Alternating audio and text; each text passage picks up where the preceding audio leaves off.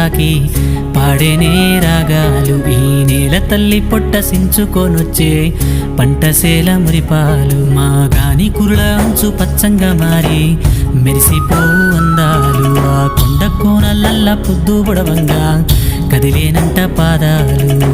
ఉన్న ఊరిని కన్నవారిని ఇడిసి పెట్టాడన్నా, కంటి పాపకను రెప్పవాలకుండా కాపుగాస్తాడన్నా. ఏ దిక్కుల్లోనూ ఉన్న గుండెల్లో దాగున్న మమకారమంతా మట్టిపైనే. రైతన్నా